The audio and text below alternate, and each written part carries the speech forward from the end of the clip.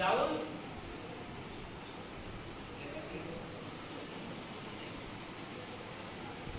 আর হচ্ছে step up আর একটা হচ্ছে অটো।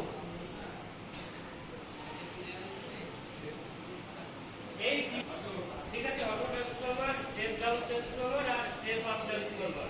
ঠিক আছে, এই ট্রান্সফরমার গুলো এর কাজ কি? স্টেপ ডাউনের কাজ হচ্ছে যে ট্রান্সফরমারে যে ভোল্টেজটা ঢুকবে সেটা আউটপুট দিয়ে কম বেরোবে। আউটপুট বলতে ট্রান্সফরমারের দুটো দিক হয়, এক হচ্ছে এই পয়েন্টটা হবে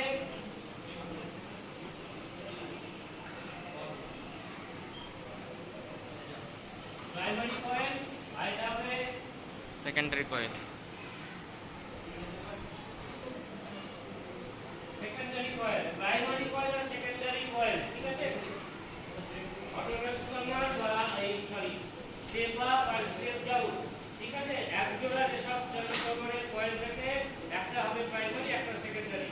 প্রাইমারি কয়েলের ভোল্টেজ ইনপুট হয়, সেকেন্ডারি দিয়ে আউটপুট হয়। প্রাইমারি দিয়ে ইনপুট হয় আর সেকেন্ডারি দিয়ে আউটপুট হয়।